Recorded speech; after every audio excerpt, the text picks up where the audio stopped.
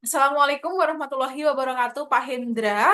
Perkenalkan, kami dari kelompok 3 kelas analisis visualisasi data teori I1 dengan saya Retno Mentari, NIM akhir 012, dan teman saya. Unika dengan NIM akhir 034. Jadi pada kesempatan kali ini kami akan mempresentasikan progres 2 UAS kami, yaitu mengambil dari jurnal Forecasting Bitcoin Bit Technical Analysis, yang mana kami akan berfokus ke metode random forest-nya. Untuk tujuannya sendiri, penelitian ini adalah untuk memprediksi return Bitcoin. Return itu adalah close atau harga penutupan dengan menggunakan indikator teknikal dan model nonlinear canggih seperti random forest, FF, DANN, dan SVM.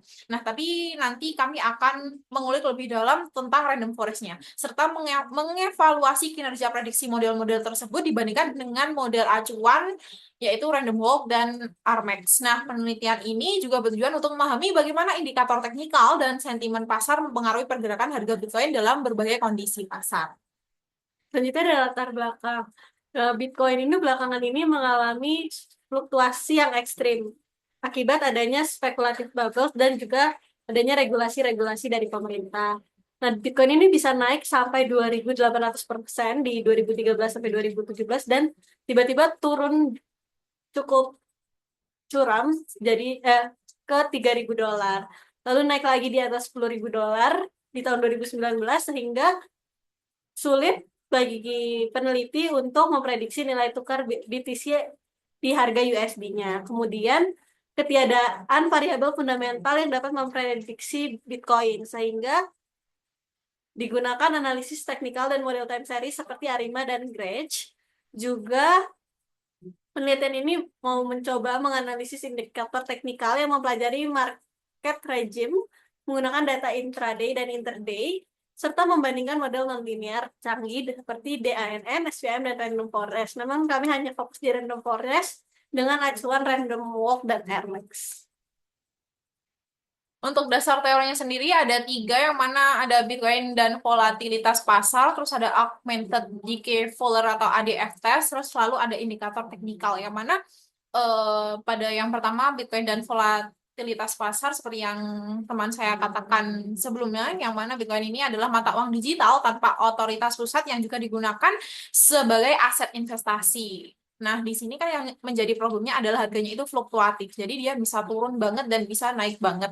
Terus yang kedua ini dasar teorinya yaitu adalah ADF test. Yang mana ADF adalah metode statistik untuk menguji keberadaan unit root dalam data deret waktu. Jadi time series basicnya. Jika terdapat unit root, data bersifat tidak stasioner, yang berarti pola data berubah seiring waktu.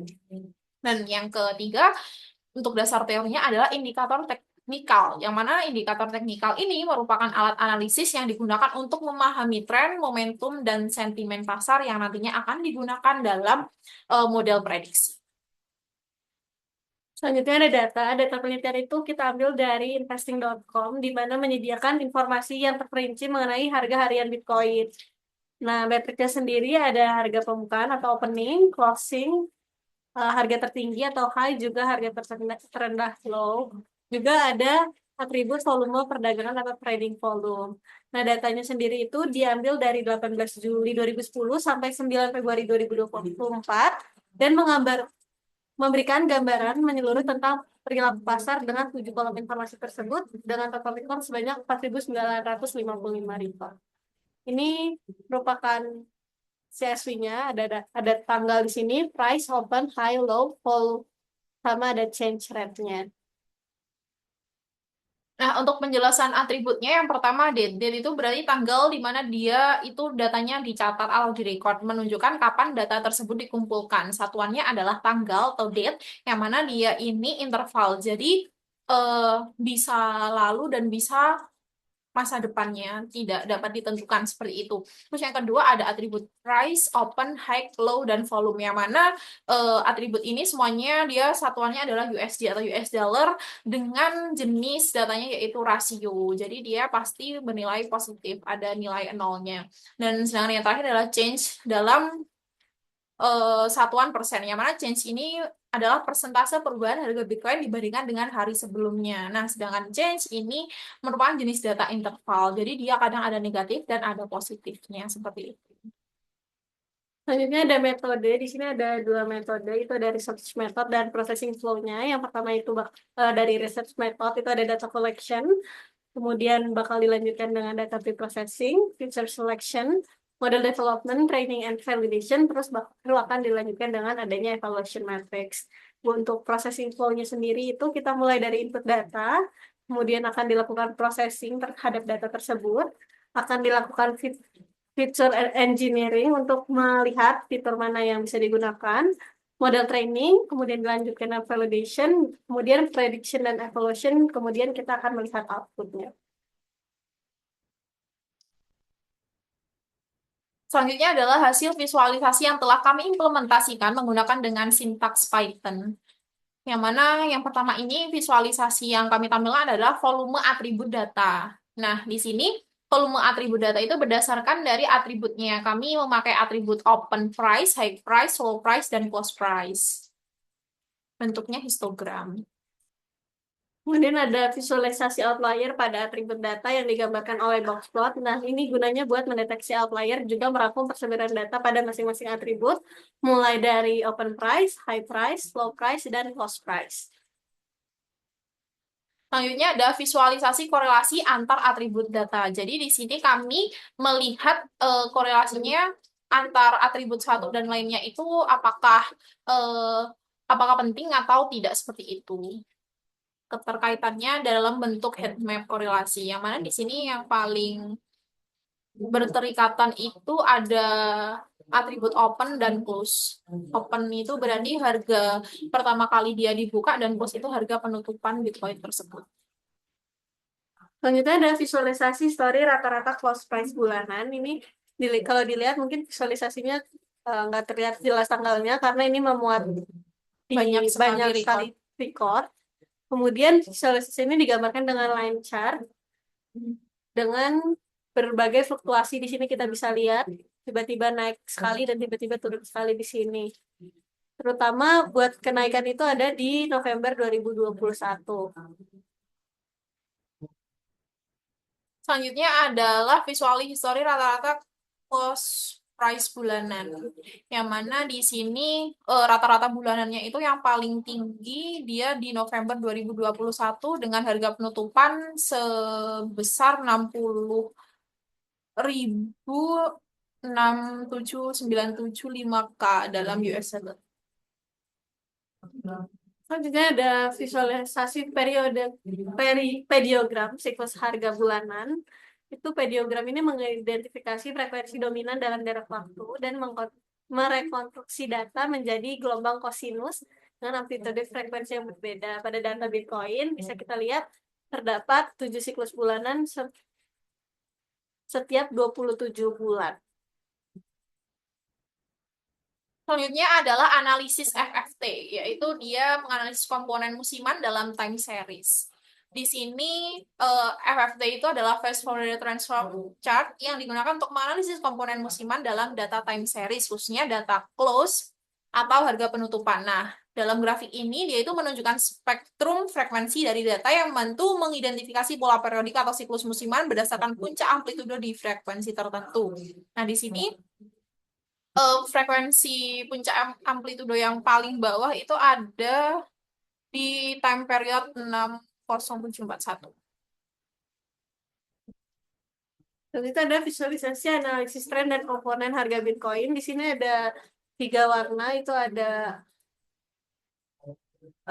observe, seasonal, sama tren buat warna merah.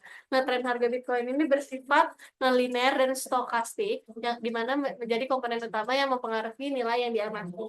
Kemudian komponen musiman itu ada 3, 6, dan 12 bulan, tetapi kontribusinya lebih kecil dibandingkan tren. Kemudian ada komponen residual acak, yang terkadang lebih besar dari komponen musiman, terutama pada titik minimum dan maksimum lokal. Contohnya ada di Juli 2019 dan Februari sampai April 2021. Selanjutnya ada visualisasi perbandingan harga Bitcoin sebenarnya dengan harga prediksi dengan menggunakan model random forest. Nah, di sini kita baru masuk ke random forest-nya atau fokus ke random forest-nya yang mana eh, line biru itu menunjukkan harga aktual dan yang line berwarna oranye itu menunjukkan harga yang diprediksi, harga close yang diprediksi. Di sini dapat kita lihat bahwa antara kedua line itu dia hampir sama. Jadi dapat dipastikan atau ketika dicek itu juga sama bahwa akurasinya dia itu 99,36% dibandingkan dengan harga aslinya. Berarti ini tingkat akurasi ini terbukti lebih unggul dibandingkan dengan model prediksi lainnya yang digunakan. Dan itu ada visualisasi analisis change point harga penutupan Bitcoin. Di sini ada yang biru itu observe dan yang merah itu ada charge. Perubahan terakhir pada charge change point terjadi pada 2 Oktober 2023. Setelah itu model deret waktu klasik seperti Arima dan Salima juga udah diterapin. Nah, jarak terpanjang itu mencapai 7 tahun di tahun 2010 sampai 21 Mei 2017. Perubahan harga juga tidak selalu signifikan, namun change point mencerminkan efek black swan yang mempengaruhi harga Bitcoin secara drastis. Sehingga penelitian lanjutan diperlukan untuk melihat keterhubungan dan perubahan dengan peristiwa-peristiwa penting dalam industri. Nah, untuk kesimpulannya sendiri, penelitian ini berhasil memprediksi return Bitcoin dengan menggunakan indikator teknikal dan model non-linear canggih, khususnya random forest untuk hasil akurasi yang lebih tinggi. Nah, hasil analisis menunjukkan bahwa model random forest memiliki akurasi prediksi yang sangat tinggi hingga mencapai 99,36%.